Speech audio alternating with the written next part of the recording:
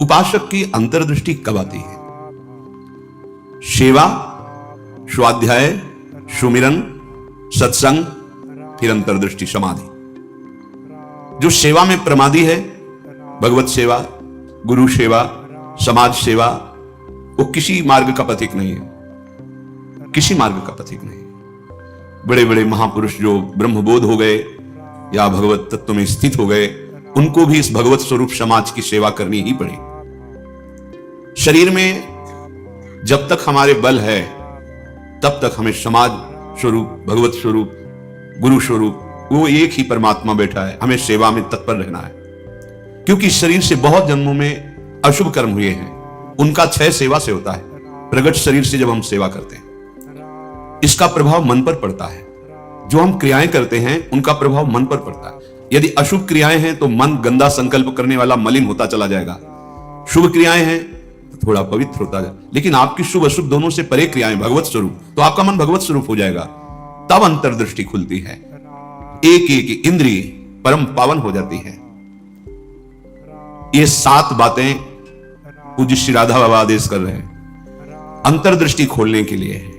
साधक प्राणों की बाजी लगा करके भी इनका कभी उल्लंघन न करे तो 4 अनर्थों का अपने आप नाश हो जाता है।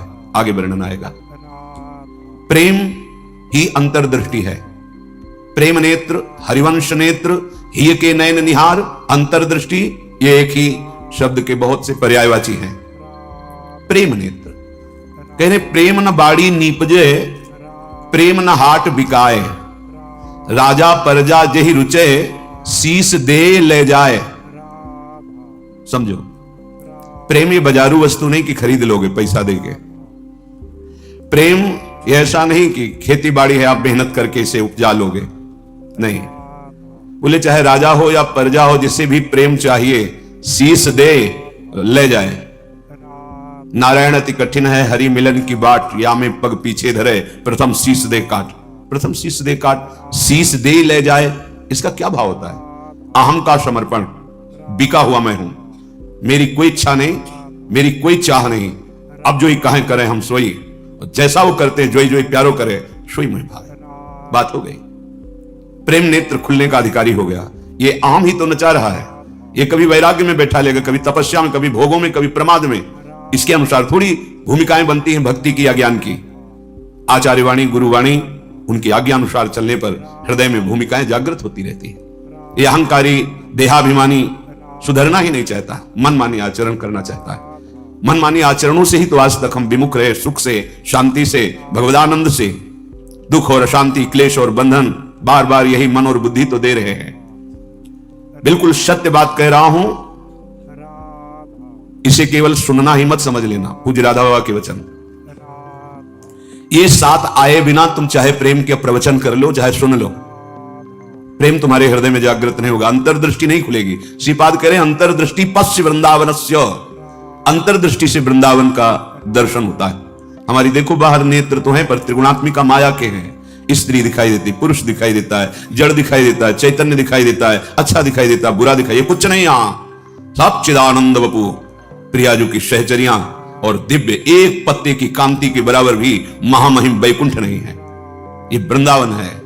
वृंदावन द्युति पत्र की उपमा को कछुना ही, कोटि कोटि वैकुंठ होते सम कहे न जाए। क्यों कि एक एक पत्ते और फूल में मेरी लाडली जू का प्रतिबिंब पड़ता है। पत्र प्रसून बीच प्रतिबिंब ही, नख सिख प्रिया जनावे। कहां वैकुंठ में वो सुख तो सखाओं को भी अच्छा नहीं लगा वैकुंठ का। फिर नित्य प्रिया प्रीतम के अंग सेवी सहचरी भाव वालों, तो वृंदावन अंतर्दृष्टि पश्य। जब तक भगवत साक्षात्कार नहीं हो जाता तब तक बहुत सावधान। इसके बाद सावधान रहने की जरूरत ही नहीं। जैसे मन सच्चिदानंद प्रभु का स्पर्श करेगा, फिर इसको विषय सेवन की स्मृति ही नहीं रह जाती। उसे उपरती अवस्था कहते हैं। एक होती त्याग अवस्था, यह साधक करता है। विषयों के प्रति आकर्षण है पर भोगूंगा नहीं, क्योंकि मुझे भगवत प्राप्ति करनी है। दूसरी होती वैराग्य अवस्था, भोगों का सानिध्य है, यह भी जानते हैं कि हां ये भोगने में मन बुद्धि कहते हैं कि सुखद है, पर नहीं, राग रहित हो रहा है। और एक स्थिति आती है कि भोग सामग्री सानिध्य है, ये भोगने वाली चीज, इसकी स्मृति खत्म।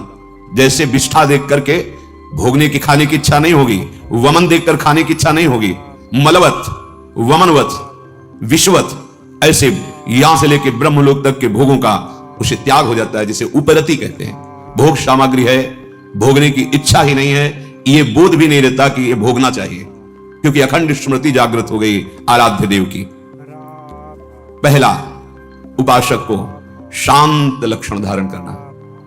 काम आ रहा है, क्रोध आ रहा है, कोई गाली दे रहा है, विक्षेप हो रहा है, प्रतिकूलता आ रही, अपमान, अनुकूलता आ रही, सम्मान। शांत का मतलब ना हर्ष न शोक, गंभीर, अंदर से गंभीर शांत। पहला लक्षण अंतर्दृष्टि खोलने के लिए सिद्धांत में भी वर्णन, शांति, रव्यर्थ कालत्वम, विरक्तिर्मान शून्यता, शांति।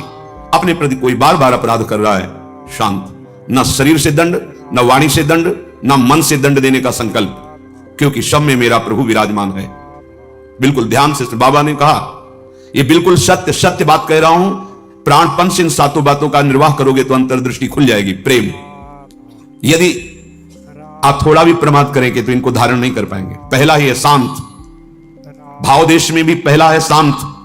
शांत दास्य शक्य वात्सल्य कांता सहचरी, शांत हमारे भगवान का स्वरूप है। शांताकारम, शांत, समझो, वाणी शांत, मन निसंकल्प, कोई चाह नहीं, स्थिति यहां पहुंचनी।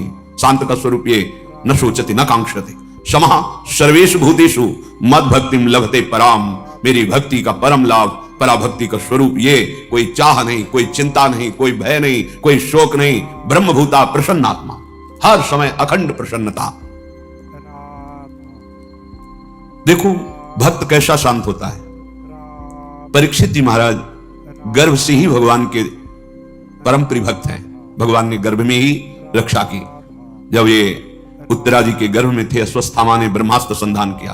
कितनी बुद्धि बिगड़ गई थी। गर्भस्थ शिशु की हत्या सबसे बड़ा पाप होता है। भ्रूण हत्या, गर्भ हत्या, ये बहुत बड़े पापों में आता है। इतना बड़ा विद्वान क्रोध के वशीभूत होकर ब्रह्मास्त्र का संधान कि पांडवों का वंश ही विनाश कर देंगे। उत्तरा ने किसी अन्य का आश्रय नहीं लिया, जिससे द्रौपदी जी से चूक हुई।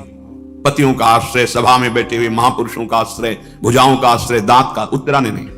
जे ही देखा कि जाजुल्यमान ब्रह्मास्त्र गर्भ नष्ट करने के लिए आ रहा है, हाथ उठाया और तुरंत भगवान का, हे करुणा निधान गोविंद, पूरा शब्द नहीं हुआ, भगवान गर्भ में ही प्रकाशित हो गए, आसपास गर्भ की रक्षा कर रहे हैं। परीक्षित जी गर्भ से ही भगवान के भक्त हैं। अधर्म का धन कोई भी हो बुद्धि भ्रष्ट कर देता है, बहुत इससे बचा जाता है। आप इससे समझिए अधर्म के धर्म का कितना प्रभाव होता है। जबरदस्ती बलात् राजाओं को जीत करके वैभव छीनना, यह स्वभाव था जरासंध का। संतों के मुख से सुना कि जब भीम के द्वारा भगवान ने जरासंध का वध कराया, सहदेव का तिलक किया, पर उसका वो मुकुट जिसमें बहुत से राजाओं की जीती हुई रत्न मणियां, हीरे आदि थे, वो मिला के सबसे 20,000 तो कैद किए था। जैसे पशुओं की बलि देना हो, ऐसे वो बलि देने के लिए 20,000 राजाओं को। वही मुकुट एक दिन परीक्षित जी अपने मस्तक पर धारण किए। धारण करते ही शिकार खेलने का मन, चल पड़े शिकार। इतनी प्यास असह्य हो गई कि ऋषि आश्रम में गए। वो समाधिस्थ थे, अपने स्वरूप में स्थित थे। कोई है आश्रम में, मुझे बहुत प्यास लगी है।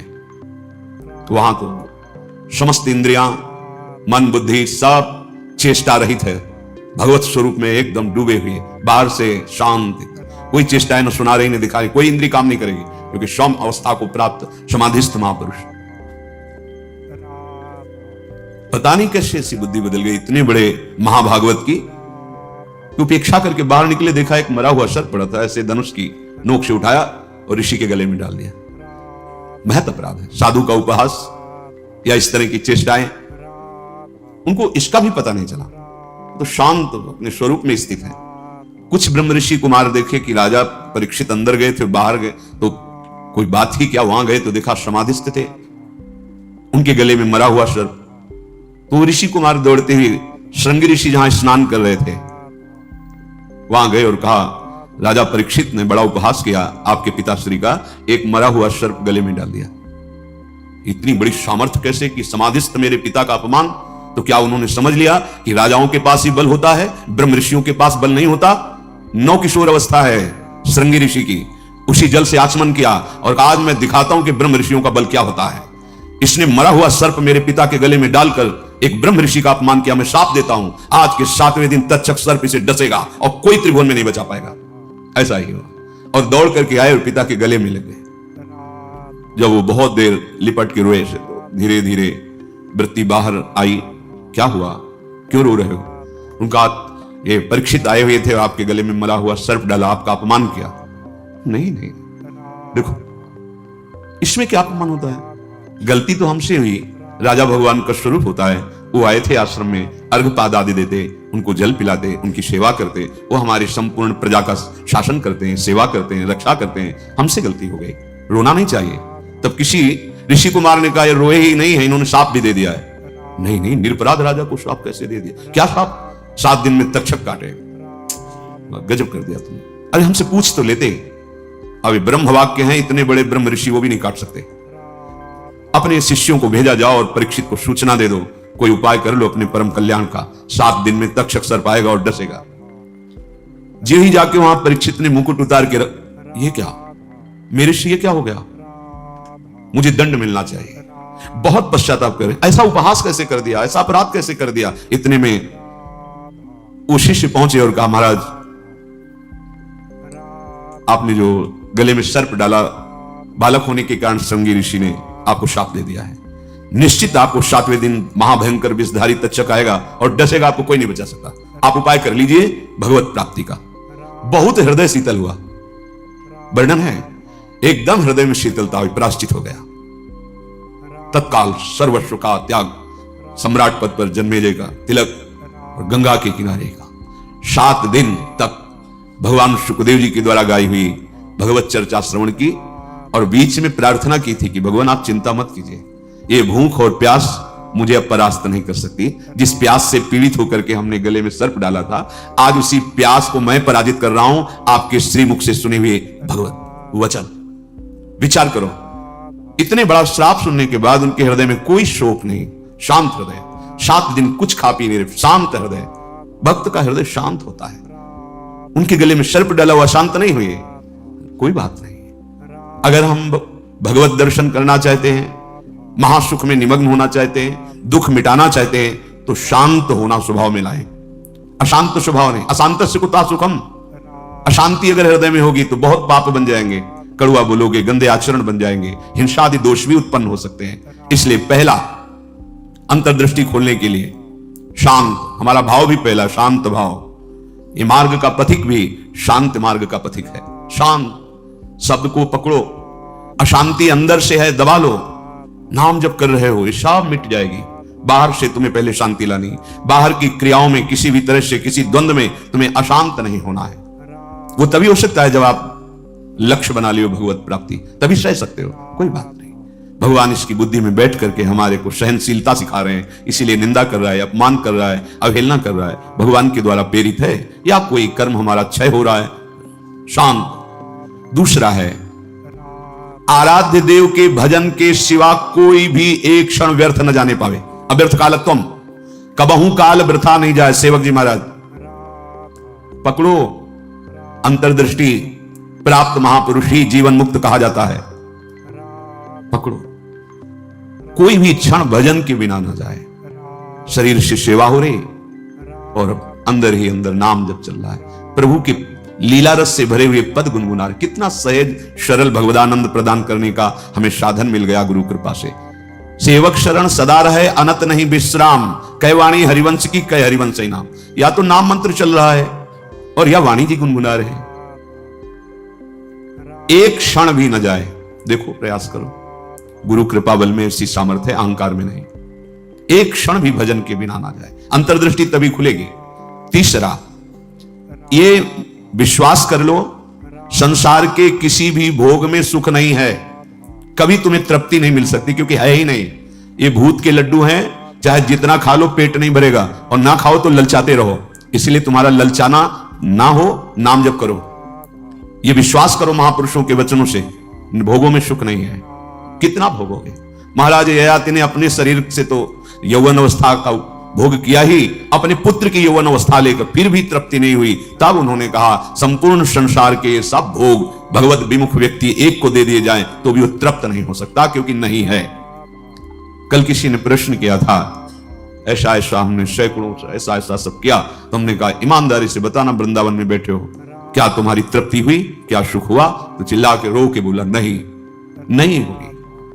विनिश्चितम बदामि तेना अन्यथा वचांसि। गोस्वामी जी कहे मैं झूठ नहीं बोल रहा, सत्य कह रहा हूं। हरिम भजन्ति, बिना भजन के तुम्हारे इंद्रियां, तुम्हारा मन, तुम्हारा हृदय शीतल हो ही नहीं सकता, विश्राम पा ही नहीं सकता। ये जलाती रहेंगी कामनाएं, तृष्णा, वासनाएं। इसलिए पहले समझ लो, गुरुजनों के वचन मान लेने से निकल जाओगे। अगर अनुभव करने की चले भोग राज्य में, तो आज तक कोई ऐसा नहीं हुआ कि स्वयं लौट पाया हो। हमारी आपकी तो बात जाने दो, बड़े बड़े महापुरुषों में। एक उदाहरण, आद्य गुरु भगवान शंकराचार्य जी नवीन किशोर अवस्था में ही पूरे विश्व को अपने प्रकांड ज्ञान के द्वारा प्राप्त कर दिया। जब तीर्थराज प्रयाग पहुंचे, पूरे सन्यासियों का साथ में दल होता, मंडली होती, तो आगे भगवान शंकर साक्षात शंकराचार्यम, शंकरम शंकराचार्यम, ज्ञान का विशुद्ध स्वरूप, तेजों में दृष्टि पड़ते ही चरणों में झुक जाए, ऐसा तेज। मंडन मिश्र नाम के एक बड़े विद्वान थे। भगवान शंकराचार्य जी ने उनसे कहा सत्य को स्वीकार करो या तर्क। उन्होंने तर्क स्वीकार किया, पर ज्ञान समुद्र भगवान शंकर से कौन जीत सकता है, परास्त कर दिया। उनकी पत्नी बहुत विवेकवान बुद्धिमान थी, आई और प्रणाम किया और कहा प्रभु आप संपूर्ण विजय अभी नहीं प्राप्त किए, अर्धांग तो अभी बचा हुआ मैं भी हूं, मेरे प्रश्न का उत्तर दे दो, तब हम दोनों परास्त माने जाएंगे। अभी तो आधे अंग को परास्त किया, आधा मैं हूं। बात सत्य है। बोलो, रति में स्त्री को सुख मिलता है या पुरुष को प्रधान सुख? अधिक सुख किसको मिलता है? बहुत प्रवीण थी, जानती थी, बाल योगी है, अनुभव शून्य। अगर ये कुछ बोलते हैं तो आपका अनुभव है ऐसा, क्योंकि सत्य विषय का तो अनुभव है।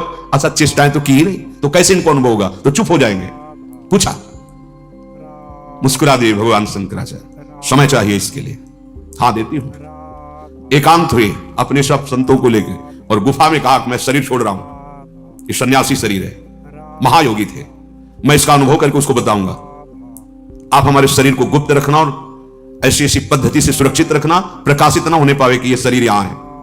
ध्यान के द्वारा देखा कि एक राजा का शरीर छूटा है, अपना शरीर छोड़ा और वहां सौरख करके विलाप हो रहा था। अचानक हरकत आ गई शरीर में, प्रवेश कर गए आद्य गुरु भगवान शंकराचार्य। इसके पहले अपने शिष्यों को बता गए थे मैं वहां उस शरीर में प्रवेश कर रहा हूं और भगवान हरि की माया बड़ी प्रचंड है, कहीं ऐसा ना हो कि उस वैभव सुख में राजी हो जाए।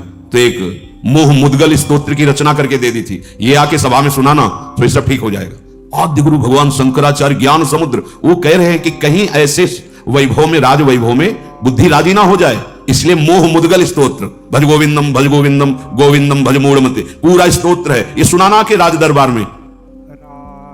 जेवी हरकत हुई शरीर में, तो अब तो महान खुशी, नहीं राजा जीवित हो गए, बड़ा आनंद उत्सव मनाया गया। अब शरीर तो राजा का, लेकिन अंदर योगी, महायोगी, लौकिक चेष्टाओं का बिल्कुल ज्ञान नहीं। रानी बहुत बुद्धिमान थी, समझ गई कि राजा तो पधार गए हैं, इनके शरीर में किसी योगी का आवेश हुआ है। कोई योगी तो क्या, हमारे राजा ही तो है ना। उसने गुप्तचरों को आदेश किया कहीं भी किसी योगी का शरीर दिखाई दे तो उसको तत्काल नष्ट कर दिया जाए।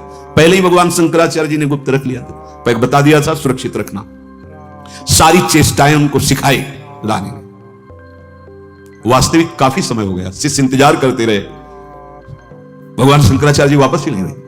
ये मोह मुद्गल स्तोत्र जाके कहा तो बस गा करके वो बाहर निकले, भगवान शंकराचार्य जी अंतर्धान, तो राजा का शरीर फिर ऐसे आके फिर बताए।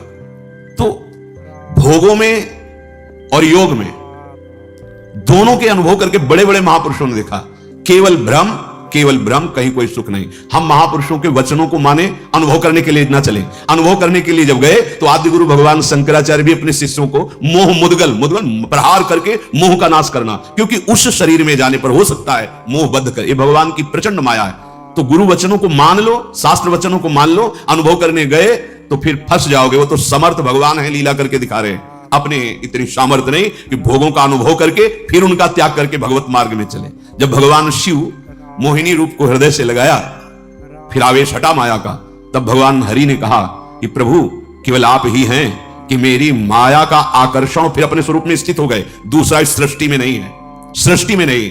ऐसी प्रचंड माया भगवान की है। इसलिए पूज्य राधा बाबा कह रहे हैं, उपासक तीसरा नंबर है, समस्त भोगों में कोई सुख नहीं है, ये मान लो।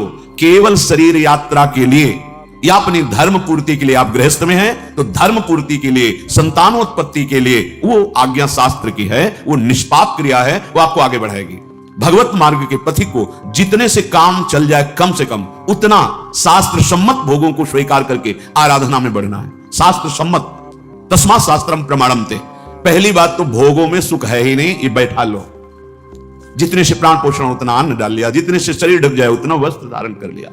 निरंतर निरंतर शांत और निरंतर, एक क्षण का अंतर न पड़े ऐसा भजन, और भोगों में सुख बिल्कुल नहीं है ऐसा। जैसे कोई दुर्गंध युक्त स्थान हो तो हम नाक बंद करके चलेंगे क्योंकि बड़ी दुर्गंध है। कोई मल बमन आदि पड़ा हो तो उस दृष्टि नहीं डालेंगे। ऐसे भगवत मार्ग में चलने वाले पथिक की दृष्टि बड़े से बड़े आकर्षणकारी भोगों के प्रति होती है। ध्यान रखना। रमा विलास राम अनुरागी तजत बमन जिम जन बड़भाग, वो देखेगा भी नहीं। ऐसे अगर आप किसी भी दृश्य को प्रियता से देखते हैं मोबाइल में, या ऐसे छुप के देख रहे हैं, भाई सामने तो देख नहीं सकते तो किसी ऐसी जगह खड़े जहां से शरीरों का आकर्षण देख रहे हैं, अपने आप का नाश कर रहे हैं, वो संस्कार बन रहे, तुम्हें गिराएंगे, या नहीं तो कहीं गिरा देंगे, आज नहीं तो कल गिरा देंगे। बहुत सावधान।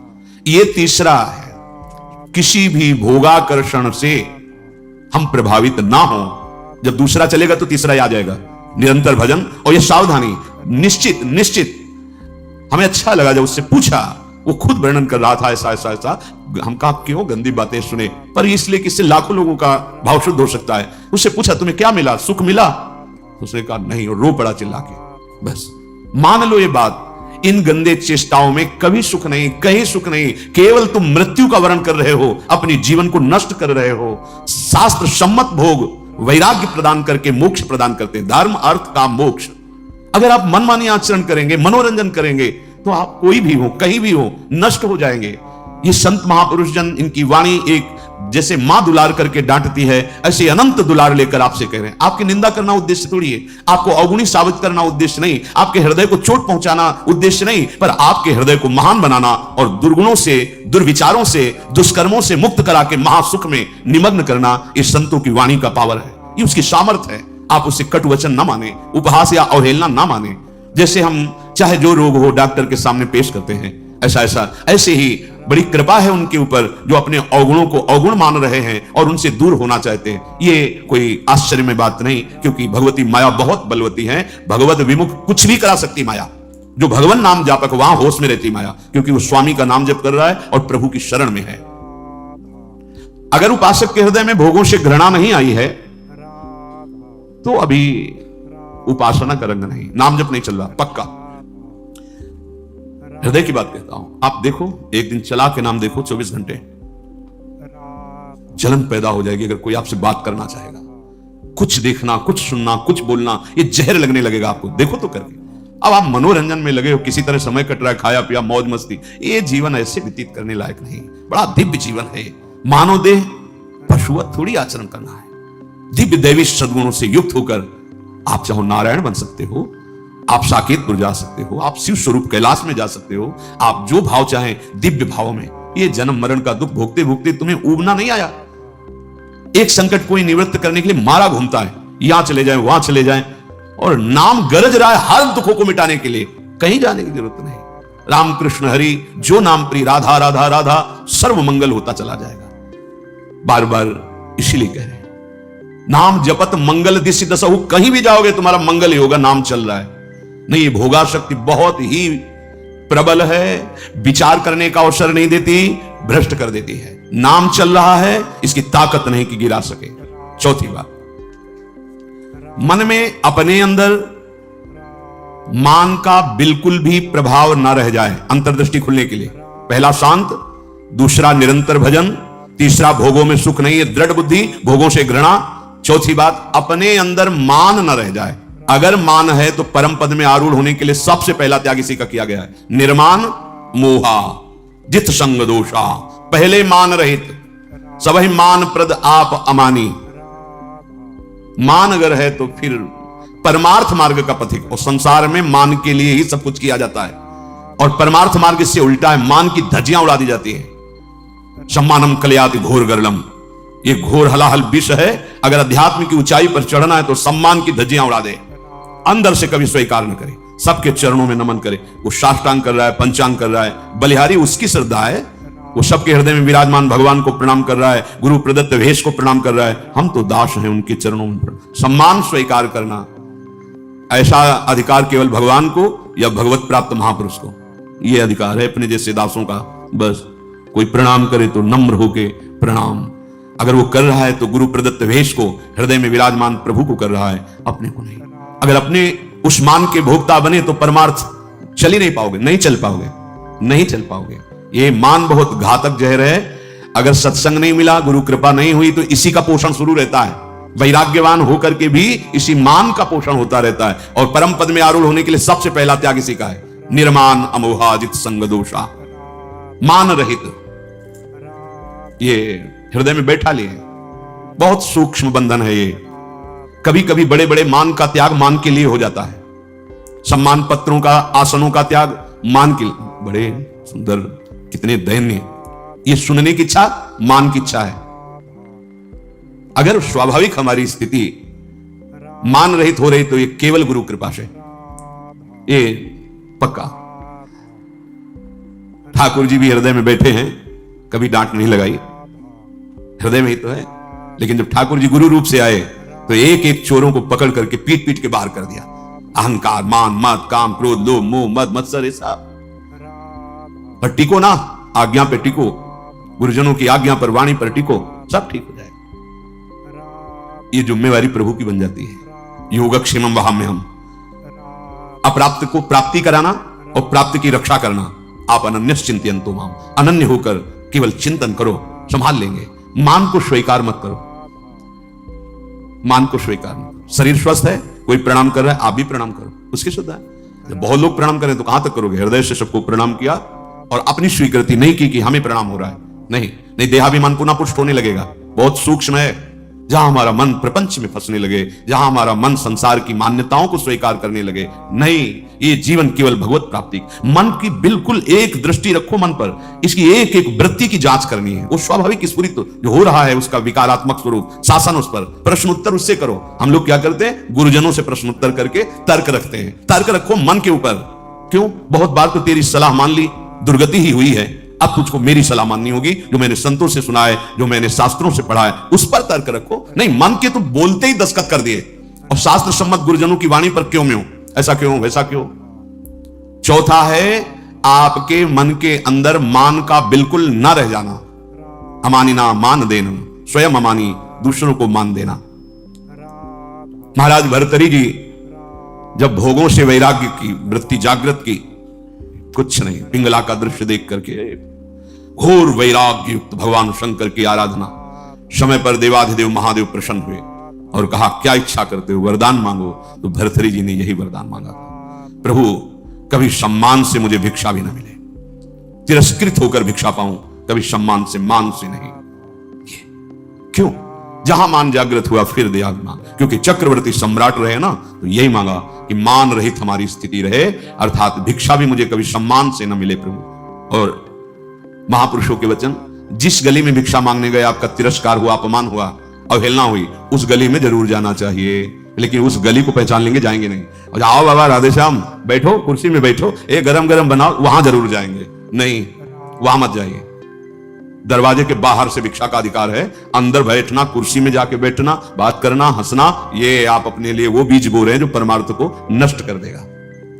गुरुजनों का आदेश है, भिक्षान केवल गेट के बाहर से, राधे श्याम 2-3 आवाज लगाई, अगर कोई ग्रह निकला भिक्षाम दे, ली रोटी चल, नहीं बस 1-2-3 आवाज लगाई, बाहर मिला मिला, नहीं मिला भूख पा लिया। तब भगवान अधीन होते हैं ऐसे भक्तों के। मन में मान का बिल्कुल न रह जाए आदर, बिल्कुल। 5वां, दिन रात में प्रतिपल ये भरोसा दृढ़ हो जाए भगवान हमारे साथ हैं। प्रेम दृष्टि खुलने का ये राधा बाबा का आदेश है। रात दिन तुम्हारे अंदर ये भरोसा हो जाए कि दिखाई तो नहीं दे रहे, भगवान है निश्चित हमारे पास। हमारी वाणी जी कहती है, नाम वाणी जहां श्याम श्यामा तहां। नाम चल रहा है तो तुम्हें दिखाई देंगे आगे चलकर, अभी पहले पाप नष्ट होने दो, अनर्थ की निवृत्ति होने दो, फिर देख लेना। पर तुम्हें विश्वास करना है आज सुन के, हर समय भगवान हमारे पास है, हमारे आराध्य देव हमारे पास हैं, हमारे पास हैं और निश्चित वो मुझे मिलेंगे। 5वां है, निश्चित मुझे मिलेंगे, वो हमारे आसपास ही हैं, वो हमें देख रहे हैं। विश्वास करो, हमारे आराध्य देव आसपास हैं, मुझे देख रहे हैं और मैं उन्हें जरूर देखूंगा, अर्थात निश्चित भगवत साक्षात्कार होगा। छठा, माला संख्या पूरी करने वाली यहां बात नहीं है, वो तो प्रारंभ की होती है। यहां बात है कि प्राण छूट जा सकते हैं लेकिन भजन नहीं छूट सकता, ऐसी दृढ़ता पूर्वक भजन। दूसरा था निरंतर भजन, अब इसमें दृढ़ता पूर्वक भजन। दृढ़ता इसलिए छठा नंबर मानो उसी की व्याख्या का रखा है। कोई प्रलोभन आ सकता है जो आपके भजन को रोक सके, क्योंकि माया बहुत बलवती है। कोई वासना दबी होगी, वही वासना का सारा भोग सामग्री फ्री, एकांत भोगो इसको, क्योंकि आप बहुत ऊंचाई पर चढ़ने जा रहे हो, भोगो इनको। लेकिन भगवत साक्षात्कार करने वाला किसी प्रलोभन में प्रभु देव त्रिभुवन की राज्य लक्ष्मी देने पर भी आधे पल के लिए, याद हो गया होगा आपको, सैकड़ों बार कहा है, आधे पल के लिए भी अपने प्रभु का विस्मरण नहीं, इसे दृढ़ता कहते हैं। और भयानक से भयानक पीड़ा और कष्ट होने पर भी प्रभु का विस्मरण नहीं। देखो यहां तो जरा सा कुछ विक्षेप हो गया तो भजन ही नहीं है, भजन ही नहीं है। वैसे ही भजन नहीं बिना विक्षेप के। फिर शारीरिक कोई पीड़ा, कोई बहादुर आदमी वही होता है जब उसके घाव लगते हैं ना रणभूमि में, तो उसको और आवेश आता है शत्रु को मारने का। ऐसे ही उपासक होता है, बुखार है, कष्ट है, पीड़ा है, नाना प्रकार के दुख है, उसको और आवेश आता है, पहले से भी और अधिक नाम जप। ये जीतने का मार्ग है, हारने का नहीं। जीतो, हर विषय को रौंदो, हर विक्षेप को रौंदो नाम बल से। भजन नहीं छूट, नहीं मन लग रहा चिल्लाओ राधा राधा राधा राधा राधा। ऐसे अगर तुम मन फंसा लेगा, जान गया कि जरा सा दुख दो भजन छोड़ देगा, नहीं। बाबा कह रहे हैं ऐसा भजन, पहले तो निरंतर भजन का आदेश दिया, ऐसा भजन जिसमें इतनी दृढ़ता कि चाहे प्राण चले जाएं, संख्या वाली बात नहीं रह गई, चाहे प्राण छूट जाएं तो वही बात अलग। जैसे एक जगह महापुरुषों के वचन सुने थे, या तो गाढ़ नींद में हो तो तुम्हारी बात अलग, और या मृत्यु में मूर्छा में हो तो तुम्हारी बात अलग। नहीं, अगर चेतना है तो नाम नहीं छूटेगा, चेतना है तो नाम नहीं छूटने देंगे। ये थोड़े दिन तुम्हें कठिन लगता है, जहां अभ्यास हुआ मस्त हो जाओगे, देख लेना, निहाल हो जाओगे। ऐसी बातें कोई प्रयास नहीं करना पड़ेगा। जैसे पलक झपकने का प्रयास आप नहीं कर रहे, जैसे दिल धड़कने का आप प्रयास नहीं कर रहे, जैसे श्वास प्रश्वास में आप कोई प्रयास नहीं कर रहे, ऐसे। और जहां भजन शुरू हुआ तो जैसे भोजन आप करते हो पचा लीवर देता है, ऐसे नाम आप जब करो सारे दुख नष्ट कर देगा, नाम पचा देगा, सारे कर्मों को भस्म कर देगा। दृढ़ता, अभी हमारे अंदर दृढ़ता नहीं, थोड़ा सा व्यवहार, थोड़ा सा सम्मान, थोड़ी सी प्रतिकूलता, अपमान भजन छुड़वा देगा। देख लो, ऐसी दृढ़ता की प्राण निकलने की भी बात हो तो राधा राधा राधा, नाम नहीं छूट सकता। सातवां, जहां भगवान की लीलाएं हुई उनमें अत्यंत आसक्ति हो जाना। ये ब्रज 84 कोश भगवान लीला क्षेत्र है, इसमें आसक्त हो जाना। भले आप नहीं रह पा रहे हैं, लेकिन आप कहीं भी हो, आश्रय इधर हो, वृंदावन। जब आपको छुट्टी मिली भागे वृंदावन, एक दिन ही सही परिक्रमा लगाई, दर्शन किया, सत्संग किया। भगवान लीला स्थलियों में आसक्ति, आसक्ति का मतलब होता है फिर और कहीं जाने की इच्छा नहीं होगी। जैसे विदेश में गया हुआ आदमी छुट्टी पाया तो अपने देश जाता, तो अपने घर की बात सोचे, घर जाना है, ये हमारा घर है वृंदावन। हम भूल से माया में अनेक संबंध स्थापित करते हुए भटक रहे हैं।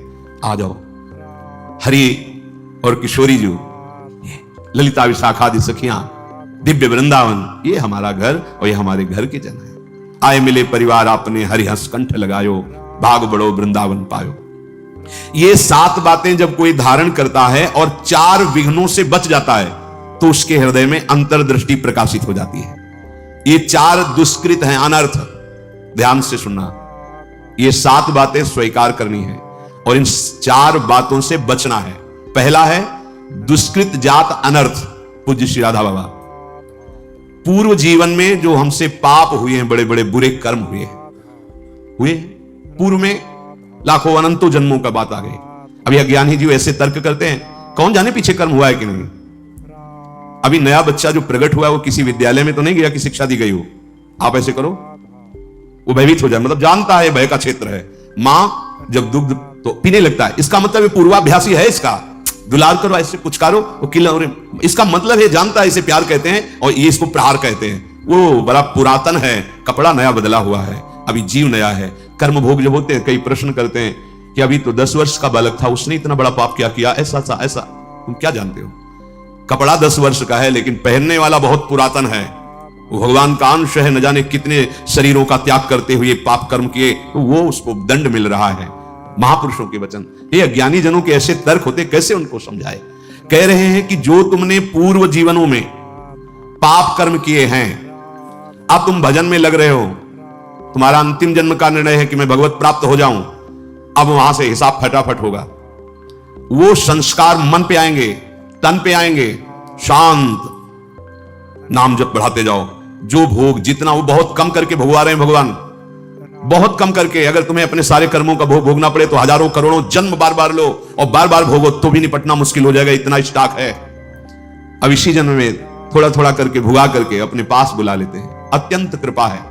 जो भी दुष्कृत जात अनर्थ तुम्हारे जीवन में आएगा, दो प्रकार से, एक दंड रूप से आएगा और एक आएगा पाप कर्म कराने की प्रेरणा रूप से। ध्यान दीजिए, एक को तो भोग लेना है दंड को, दूसरा आएगा मन में बैठ करके पाप कर्म कराने की प्रेरणा देगा, पाप कर्म कराने की सुविधा देगा। अगर दूसरे को भोग लिया तो आगे फिर योनि बनने का, किसी योनि में जाने का आपने हिसाब तैयार कर लिया। समझ लीजिए, धर्म पूर्वक भोग स्वीकार की आज्ञा है। अधर्म पूर्वक जो हमारे कृत्य हुए हैं वो दो प्रकार का प्रभाव डालेंगे। पूज्य श्री राधा बाबा कह रहे, एक तो ये दंड रूप से, जैसे कोई रोग आ जाना, कोई अपमानित कर रहा है, कोई निंदा कर रहा है, आदि आदि, बड़ा तिरस्कार हो रहा है, शांत तुम्हारे पाप नष्ट हो रहे। एक आता है मन में, ये अंतर का है। इतनी गंदी वासना और उसी वासना के अनुसार सुविधा, वही भोग तुम्हें मिलेगा जो तुम्हारे अंदर वासना बढ़ी हुई है। बिल्कुल नहीं, अगर त्रुटि कर दी गए, ये भारी अनर्थ पैदा कर दे। प्रायः चलन चलन सब कोई कहे, बिरला पहुंचे कोई, एक कंचन एक कामनी दुर्लभ घाटी दोए। बहुत सावधान। ये बार बार आपको भजन करते समय बुरे कर्मों की स्फुरणा बुराई की तरफ घसीटेगी। 1 मिनट के लिए इससे छोड़ दो, नाम जप साधन सब चलो, 1 मिनट बस वो स्फुरणा स्वरूप संसार की, बड़ा गजब है। 1 मिनट के लिए भी से चैन नहीं है, जरा सा छूट पाई भागा संसार में, कोई ना कोई पूर्व देखे हुए दृश्य, सोची हुई बातें सामने लगे, इसको अवसर तभी। इसलिए दृढ़ता पूर्वक भजन, पूरा ध्यान रहे इस पहले अनर्थ से हटने के लिए। अगर हमें शारीरिक कोई दुख मिल रहा है, बाहरी व्यवहारिक दुख मिल रहा है, मुझे भगवान से प्रश्न नहीं करना, वो सर्वज्ञ है, उन्होंने जानबूझ करके हमारे कर्मों का नाश करने के लिए ये विधान रचा है। मस्ती में भोग लो। आप कहोगे दुख मस्ती, हां, मस्ती तो उसी को कहते हैं जो निंदा अपमान तिरस्कार और दुख को सह के निकल जाए, उसे मस्ती कहते हैं। मूर्खता को मस्ती थोड़ी कहते हैं। कि आप मदिरा पिए हो, दंडता कर रहे हो, पापाचरण, बोले बहुत मौज और मस्ती है, ये बहुत हिसाब गहरा पड़ेगा, सह नहीं पाओगे। मस्ती तो उसी को कहते हैं, भारी से भारी अपमान तिरस्कार दुख सह गए और निकल गए, भगवत मार्ग में आगे बढ़ गए, बलिहारी उस चरणों की, उस महात्मा की, उस साधक की, जो ऐसे, उसे मस्त कहते हैं। वाह वाह रे फकीरा वाह जी, धन्य है तू, निकल गया माया को रौंद के। तो फकीर का मतलब केवल वेश से नहीं है, अंतर से है। सबको भगवत प्राप्ति करने का अधिकार है, सब महात्मा हो सकते हैं, चाहे जिस वेश में हो, बस आचरणों को सुधार करके स्थिति को लाओ। स्थिति प्रज्ञ को महात्मा कहते हैं।